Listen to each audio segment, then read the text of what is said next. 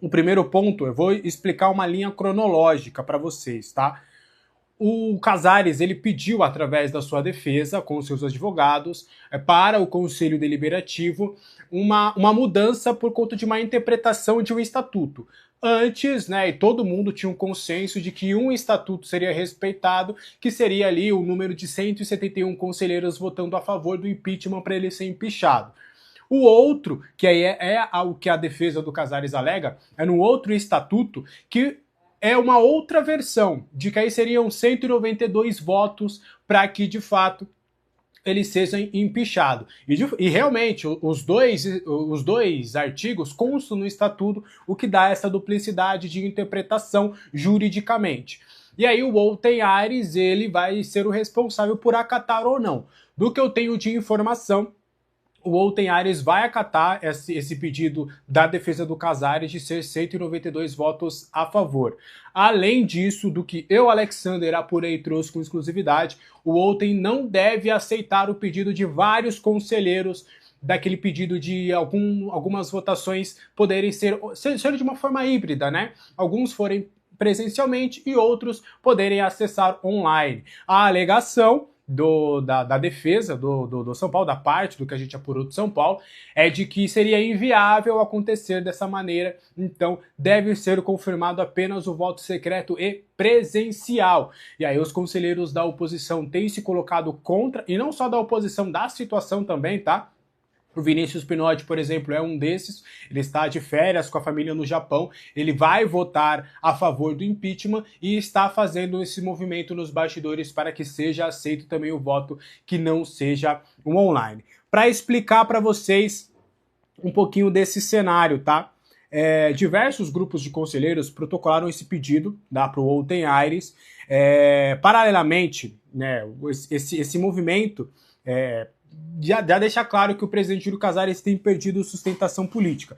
Vale lembrar também que quatro membros do Coalizão acabaram saindo também deste grupo. Era um grupo de seis grupos políticos, e aí saíram do grupo o Vanguarda Tricolor, que é o do Helwi Massis, o Participação São Paulino, Sempre Tricolor, e o Legião Tricolor, que, por exemplo, é o do Carlos Belmonte.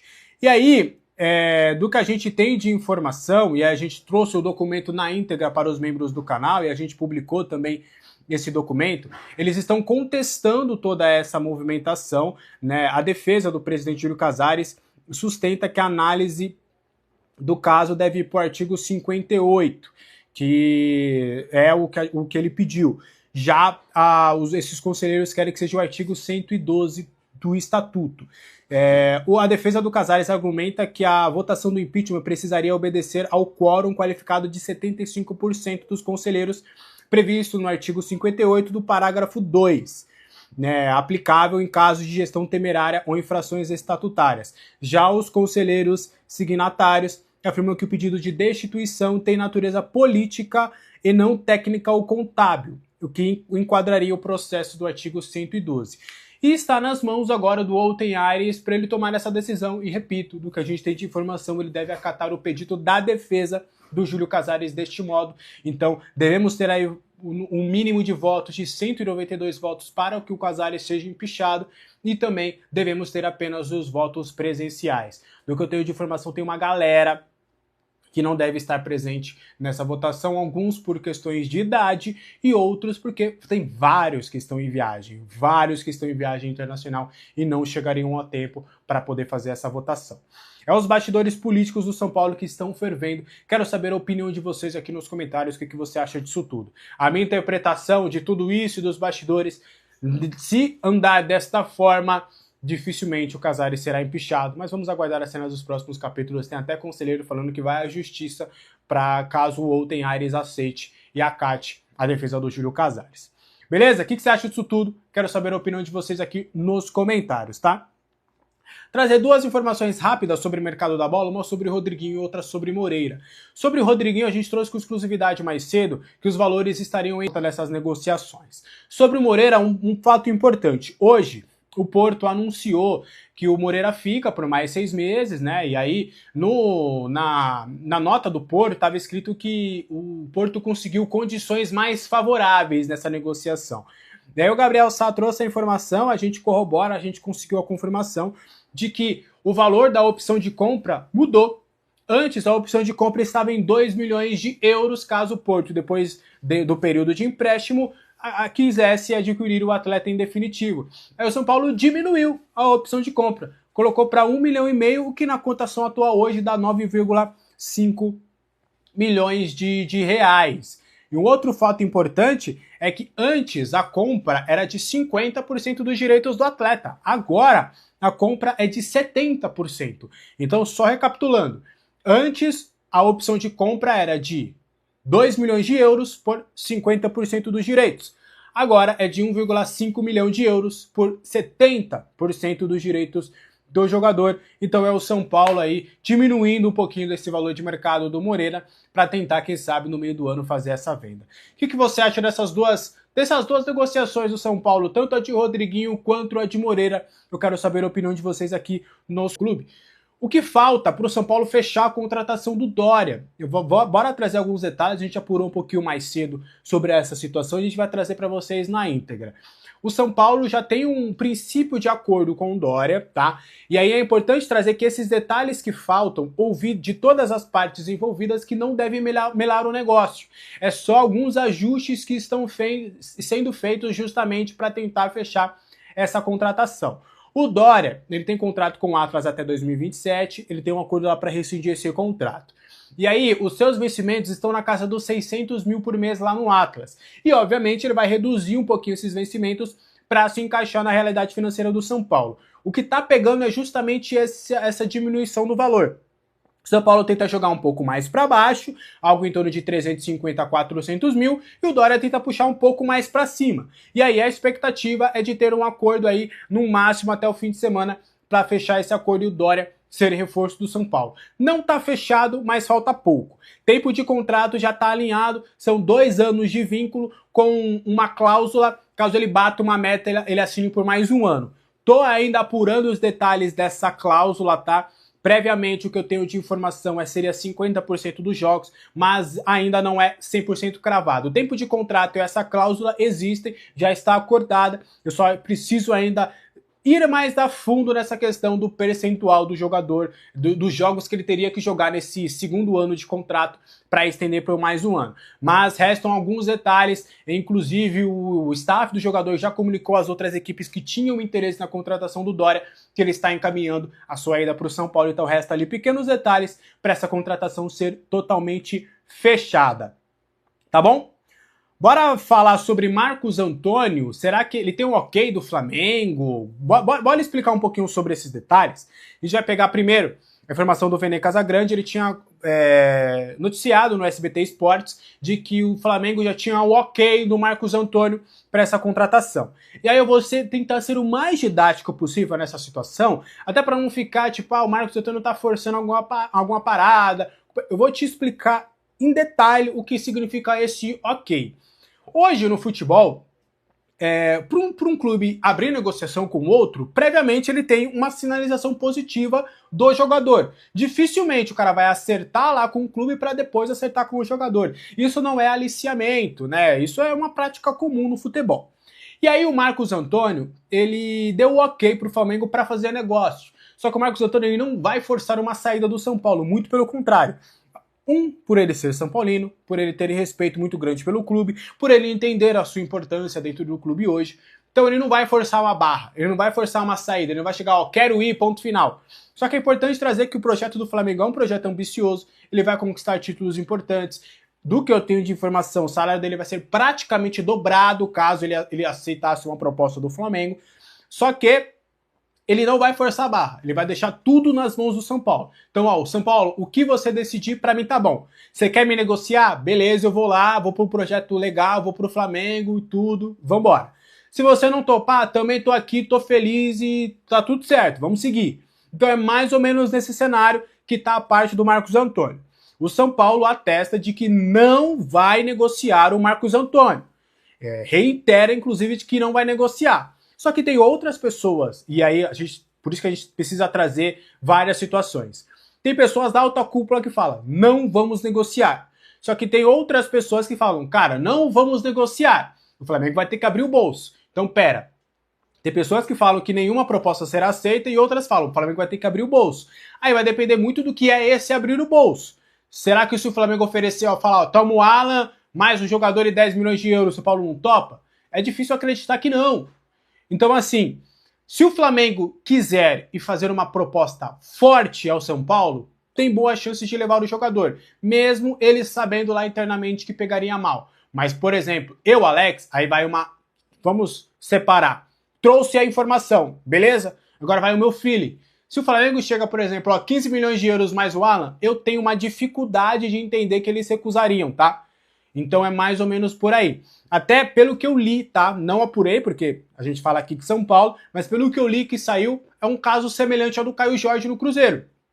O Flamengo tinha o ok do jogador para fazer negócio, só que o Caio Jorge não forçou a barra para sair do Cruzeiro. O Flamengo tentou, fez propostas para o Cruzeiro recusou todas. E o Caio Jorge vai ficar no Cruzeiro.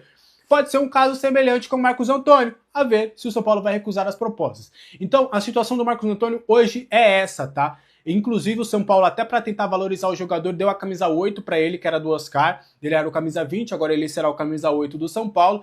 E até foi me dito que o São Paulo recusando essa oferta, ele ficando mesmo, o São Paulo deve chamar depois ali o Marcos Antônio. Pausa de 5 segundos para pedir a sua ajuda ao nosso canal com o seu like e se inscrever se ainda não for um inscrito. Ô, Senna, pra gente tentar falar sério aqui então, né, falar um pouquinho a respeito de mais uma informação que saiu aí nos últimos minutos no UOL também, em parceria com Valentim Furlan, e essa tem a ver com o campo, não tem a ver com parte política, olha só que coisa rara, né? Rodriguinho tem venda encaminhada ao Bragantino por 3 milhões de euros, quase 19 milhões de reais. O valor de venda do Rodriguinho está certo com o staff, né? O Bragantino está certo, é só questão de documentação mesmo, e o Rodriguinho deixa o São Paulo. Hoje ele treinou normalmente, mas deve deixar o São Paulo, então, nas próximas horas. 3 milhões de euros, então, a venda muito encaminhada, ainda não pode cravar, mas está muito perto, então, do Rodriguinho ser anunciado como novo jogador do Bragantino. Ele tem contrato até o final do ano e não vai renovar com o São Paulo, né? Tá uma conversa parada, teve uma última conversa em setembro, não chegaram no meio termo, e ele não renova com o São Paulo, então, e vai embora por 3 milhões de euros o meia Rodriguinho. Excelente, tá? Só já comentar aqui rapidinho, excelente valor por todo esse contexto. Eu tava esperando menos, exatamente por conta da não renovação dele no final dessa temporada 2026, que é quando eu encerro o contrato. Ele já poderia no meio do ano assinar um pré-contrato para no final do ano sair de forma gratuita, né, livre no mercado. Eu, sinceramente, acho muito bom o valor, 19 milhões de reais, mais ou menos, quase 20, né, milhões de reais. 3 milhões de euros era mais do que eu estava esperando pelo Rodriguinho até. Mas aí, cara, só cena. Tem uma questão também que é a expectativa frustrada, né? O São Paulo, em setembro, quando ele estava no auge ali, técnico dele, quando ele estava numa sequência, ele era titular e tinha a possibilidade aí dele renovar o contrato, estava até bem encaminhado na época, era falado que iriam renovar, confiantes e tudo mais. E aí ele, enfim, acabou não renovando na época também, a gente não sabe até hoje qual foi a razão. Mas o Rodriguinho, na época que teve essa informação, a gente conversava ali com dirigentes do São Paulo, e aí acho que o Chacon também vai lembrar disso, ou não estava presente, não lembro, numa roda tava, ali né? Com jornalistas, o famoso off, após uma entrevista, que eu nem me lembro de quem foi a entrevista, para ser sincero, um dos diretores falou que ele tinha a expectativa, e que o clube tinha a expectativa de que o próprio Rodriguinho fosse ser a próxima grande venda do São Paulo. Aí ele falou, acho que nele a gente consegue uns 25, 30 milhões de euros. Ele tá saindo por 3. Então, para você ver como são as coisas aí. Não, ele não foi a próxima grande venda do São Paulo. E é difícil achar essa próxima grande venda, hein? Tá difícil vender por mais de 10 milhões de euros, por exemplo. Mas 25 milhões de euros, porra, aí é loucura, né? Porra. Enfim. Pô, os caras estão pagando, acho que 30 milhões de euros pelo Gerson, né? O Cruzeiro. Então, Tá pagando e 30 só, milhões de euros. Tem uma diferença entre o Gerson e o Rodriguinho. e só para explicar também, Senna, a destinação desse dinheiro, né? O São Paulo vai usar esse dinheiro para quitar direitos de imagem em atraso com o atual elenco. Tem ali, em alguns casos, né? Alguns jogadores chega até a 4 meses, tem outros casos ali que chega a 3, 2, então vai usar para quitar essa dívida e também vai tentar usar para dar de entrada para tentar algum empréstimo de um meia, porque o São Paulo entende que um meia custa mais caro, então vai precisar também usar uma parte dessa verba para tentar reforçar esse setor de meio campo, 3 milhões de euros então, e ainda mantém percentual, não sei ao certo quanto é o percentual, acho que é 20, 30%. Geralmente 20. Vai confirmar, então 20 é a prática de mercado do São Paulo, né? Geralmente mantém sempre 20%. A gente vai esperar confirmar para trazer para vocês também. Mas é isso. A venda está mais que encaminhada, então, ao Bragantino. Tem alguma informação já, assim, das condições de pagamento? Se vai ser parcelado em 40 vezes, se vem menos? Casas Bahia, né? Ainda não. Isso é algo também que ainda não temos essa confirmação de qual seria o modelo de pagamento, né? Porque as partes estão conversando, esse valor ele demorou para vazar, até geralmente vaza antes o valor, né? Ele demorou bastante para vazar, mas agora sim ele foi noticiado então pelo Valentim Furlan, informação exclusiva lá no UOL, 3 milhões de euros, né? A gente vai acompanhando os próximos passos pra geral também. lá, né? O time vai se preparando para a estreia no Paulistão. Domingo, às 8h30 da noite, o São Paulo encara o Mirassol fora de casa. Para esse jogo, o Crespo deve contar com Caleri e Lucas Moura, né? Ambos ali muito bem na pré-temporada. Há relatos, inclusive, que o Caleri está voando na pré-temporada. É isso mesmo, rapaziada. Lucas Moura vem treinando normalmente, sem nenhuma restrição. Em contrapartida, Enzo Dias deve ser desfalque aí nessa primeira rodada. O lateral esquerdo, ele passou por uma cirurgia na hérnia inguinal, tá? Ele fez cirurgia em novembro, tá se recuperando. O Wendel deve ser o titular na posição na lateral esquerda, enquanto o Nicolas, que foi retirado da copinha, deve compor o banco de reservas. Apenas 3 jogadores do elenco não treinaram ali, todos os companheiros, que é o André Silva e o Juan Francisco, se recuperando de lesões no joelho, e o volante Luan, que fez cirurgia aí no músculo adutor da coxa direita. O trio começa a temporada como ausência por enquanto.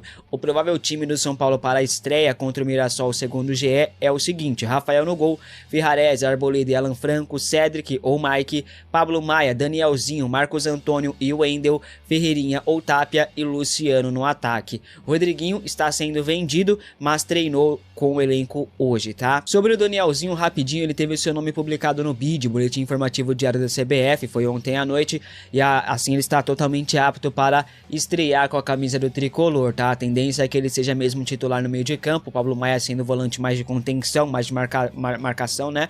Enquanto o Danielzinho e o Marcos Antônio ficam responsáveis pela criação, pela articulação no meio campo. Danielzinho chegou ao São Paulo a custo zero após não renovar o contrato com o Mirassol, que até tentou renovar com ele depois que viu que o São Paulo estava negociando, mas ele acabou ficando livre no mercado e não quis assinar com o clube do interior. Na temporada passada, o meia de 31 anos de idade fez 50 jogos, tá? O contrato de Danielzinho com o São Paulo foi assinado por 2 anos, com possibilidade de renovação automática por mais uma temporada, a depender de metas alcançadas. Para você, Danielzinho já merece começar o ano como titular? Comente aqui abaixo. E o Júlio Casares, como eu falei para vocês ontem, foi aconselhado a não renunciar ao cargo da presidência. Apesar disso, ele vem perdendo muito apoio internamente no clube. 4 grupos políticos anunciaram oficialmente a saída da tal coalizão, ou seja, agora o Júlio Casares tem o apoio apenas de 2 grupos, eram 6 a coalizão. 4 grupos saíram, romperam. Somados os grupos aí, os 4 grupos, são 125 conselheiros que romperam com o blogueirinho. Um dos grupos que largaram a mão do Júlio Casares é o de Carlos Belmonte, que se tava lá, falando pra Deus e o mundo que não, eu tô fechado com o Casares, vou apoiar. Você é um baita de um traíra, boca de farofa, ninguém nunca confia em você não, rapaz. Somente o grupo de Dedé e do Outen Aires é que ainda apoiam o Júlio Casares. Semana que vem, dia 14, tem votação do impeachment do Casares, rapaziada. Para ele ser impeachado, é necessário 2/3 dos votos aí no Conselho Deliberativo, o que equivale a 177 votos dos 255 possíveis. A torcida São Paulina já está organizando protesto do lado de fora do estádio do Morumbi. Alguns conselheiros estão pedindo para que a votação deixe de ser obrigatoriamente presencial e seja feita online, né, rapaziada? E quem pede isso são conselheiros que são a favor do impeachment de Casares, porque eles alegam que o voto presencial pode ter muitas ausências, né? Com o voto online, eles evitariam esse esvaziamento durante a votação. Voltando à situação do Casares, ele está estudando processar geral. Então fiquem de olho aí, porque ele vai processar geral, hein? O blogueirinho reuniu 300, na verdade 30, quem dera fosse 30, né? Ele reuniu 300 prints, tá? Considerados graves. Ele enviou lá para os seus advogados. Então as pessoas que o ofenderam, eles devem ser processados. E agora, qual será a ofensa? Chamá-lo de blogueirinho é ofensa? Aí que tá, se for isso, então, nossa, o processo vai cantar na minha casa já já. Hoje o presidente garante que provará a sua inocência, por isso ele não vai pedir a renúncia, só que vem perdendo apoio político. Então, a questão do seu impeachment tem chance, é difícil, mas está começando a se desenhar um outro cenário, tá? Muito por conta da pressão da torcida, viu? E o São Paulo encaminhou nas últimas horas a venda de Rodriguinho, o meia que estava na mira do Botafogo e também do Bayer Leverkusen, além do PSG há muito tempo atrás, vai assinar com o Bragantino. A negociação já foi finalizada, só resta mesmo as assinaturas e o anúncio oficial. Rodriguinho tem contrato com o São Paulo atualmente até o final deste ano, contudo as negociações por sua renovação contratual acabaram congeladas. Temendo perder o jogador de graça, o tricolor acertou e aceitou a saída, né? A venda de Rodriguinho foi fechada por 3 milhões de euros, o que dá mais ou menos 18 milhões e 800 mil reais na cotação atual. O jovem vai assinar com o time de Bragança, da terra da linguiça, por 5 anos. Ó, contrato bom, hein, rapaziada? Você é louco. O São Paulo hoje detém 90% dos direitos econômicos do atleta, então vai embolsar dos 18 milhões ali e 800 mil reais, vai embolsar 90% desse valor. A diretoria considerou a oferta do Massa Bruta como uma oferta irrecusável. Você gostou da venda do Rodriguinho? Acha os valores ali condizentes com o futebol do jogador? Comente aqui abaixo. Lembrando que o São Paulo cogitou vender o Rodriguinho por 25 milhões de euros. Tá vendendo por 3. Isso é gestão Casares, que agora diminuiu o valor do passe do Moreira para 1,5 milhão de euros. Isso é gestão Casares, isso é Rui Costa, isso é Muricy Ramalho. Vocês estão afundando o São Paulo cada vez mais, cara. E a gente pensa que tem um final no fundo do poço, mas esse fundo do poço parece que nunca chega no final. Nunca chega. Parece que tem cada vez mais para cavar, para cavucar, e os caras estão conseguindo enfiar o São Paulo cada vez mais lá embaixo. E você, Muricy Ramalho? Uma total decepção. Uma total decepção. O Rui Costa, o incompetente completo. E o Casares, vou segurar aqui, tá? E o São Paulo tinha avançado pela contratação de Alan do Flamengo. O Flamengo voltou a manifestar o desejo, o interesse na contratação de Marcos Antônio. Bom, a primeira investida do clube carioca no meio-campista tricolor já foi recusada, tá? Não houve proposta oficial, o que houve foi tudo questão informal, né? Interesses, manifestações, etc, né? Sinalizações, né, que dizem. O São Paulo deixou bem claro que não deseja negociar Marcos Antônio. O meio-campista é considerado uma peça-chave importante para o projeto de 2026 na temporada. O Flamengo segue avaliando possibilidades de negócio. Inicialmente eles querem comprar o Marcos Antônio em definitivo. O rubro-negro inclusive avalia se fará uma proposta oficial nos próximos dias. De acordo com o jornalista Vene Casagrande, o Flamengo quer uma troca Alan por Marcos Antônio, mas o São Paulo voltou a deixar muito claro que não vai negociar o seu jogador, nem mesmo se isso for ali para trazer o Alan. Segundo o Globoesporte.com, a recusa do São Paulo em liberar o Marcos Antônio para o Flamengo fez com que o Flamengo congelasse as negociações pela liberação de Alan, que estava praticamente fechado com o São Paulo. O São Paulo vai comprar o Marcos Antônio em definitivo no meio do ano, né? O tricolor vai pagar 4 milhões e 200 mil euros por 100% dos direitos econômicos do atleta. A Lazio terá direito a 20% numa futura venda. Vamos ver, né, rapaziada? O São Paulo vê o seu jogador, né, se valorizando muito, e por conta disso não vai negociá-lo ali por qualquer coisa, nem mesmo por Alan, né, que é um jogador considerado hoje muito abaixo do Marcos Antônio. Vamos aguardar para ver o que vai acontecer. O mercado da bola é tudo muito dinâmico, muita coisa acontece em muito pouco tempo, então o que eu tô falando hoje, amanhã já vai estar velho, então vai se preparando aí porque vamos trazer muita informação sobre o Alan ainda, tá? E como eu acabei de falar, ficou velho mesmo, rapaziada. Segundo o Vene Casagrande, o Flamengo já tem o ok de Marcos Antônio. Marcos Antônio deu sinal verde para negociar com o Flamengo, veja só. E tem mais um atleta que o Flamengo tá tentando no futebol brasileiro e também já tem o ok do jogador. Trata-se de Marcos Antônio, jogador de destaque do São Paulo para a torcida do São Paulo. Outro drone do Vene Casagrande. Foi o principal jogador do São Paulo na temporada, embora o São Paulo tenha oscilado bastante. Quis, né? O Flamengo já quis, exatamente. Na Laje, ele é da Laje. Com a antiga gestão. Comprou da Laje. Exatamente. Aí o São Paulo, na ocasião, aceitou. E agora o Flamengo está atrás desse jogador. Também já tem o ok do jogador, já fez a proposta ao São Paulo, mas o São Paulo quer o Alan, por empréstimo. Aí o que acontece? O Flamengo quer comprar o Marcos Antônio. Só que o São Paulo tá num problema político muito grave, porque no próximo dia 14 vai ser votado o impeachment do presidente atual do São Paulo. Então, até lá, o São Paulo não quer tomar nenhuma decisão que possa repercutir de maneira negativa e atrapalhar nesse processo de impeachment. Mas o Flamengo quer o Marcos Antônio. Falou, ó, São Paulo, beleza, vocês querem o Alan por empréstimo, nós queremos comprar o Marcos Antônio. E aí, como é que vai ser? O São Paulo está se defendendo, falando, não vamos fazer. Mas o Flamengo já tem o ok do jogador, que já se reuniu com seus empresários, o empresário já se reuniu com a diretoria de São Paulo, falando, olha só, o jogador topa ir para o Flamengo. E aí, como é que a gente vai fazer? Só que o São Paulo vai se defender pelo menos até o dia 14. E o São Paulo está acertando a contratação de Matheus Doria. O zagueiro retornará ao clube do Morumbi após 10 anos. Em sua primeira passagem ele foi titular, né, jogando 18 partidas, 2 gols marcados, estava emprestado ali, né, pelo Olympique de Marseille, foi muito bem, foi uma passagem muito boa, né? O Doria está rescindindo seu contrato com o Atlas do México. Essa rescisão é considerada muito fácil, né, porque já há um acordo bem alinhado pela rescisão de contrato, já que o clube mexicano deve salário para o jogador.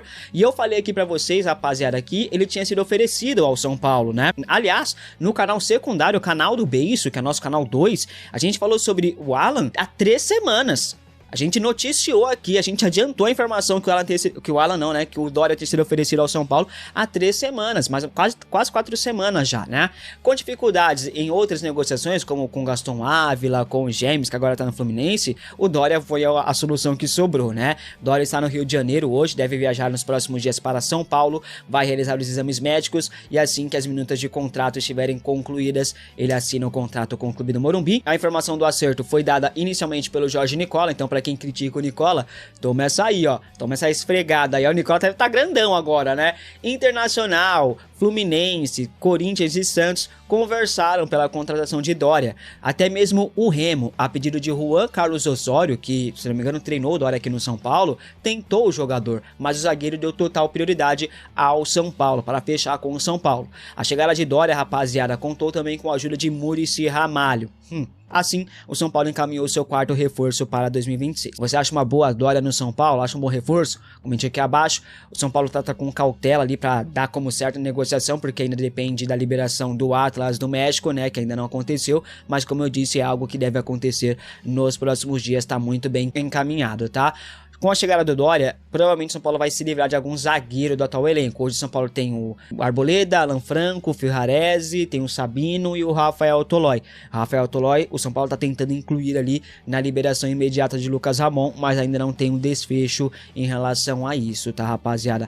Mas o Crespo vai ganhar o seu zagueiro canhoto que tanto quer. Agora o São Paulo vai contar com o Sabino e com o Doria como zagueiros canhotos, tá? Bom, o São Paulo está no mercado ainda em busca de um meia armador, um camisa 10, um substituto para o Oscar. Alguns nomes já foram especulados, mas nada de concreto até o momento. Eis que hoje surge uma informação bombástica, viu? Segundo o jornalista André Hernan, o São Paulo demonstrou interesse na contratação de Kevin Zenon. O meia pertence ao Boca Juniors e é considerado uma das grandes joias do futebol argentino. Zenon atua como meio atacante, né, meio armador, e também joga pelos lados do campo, é canhoto.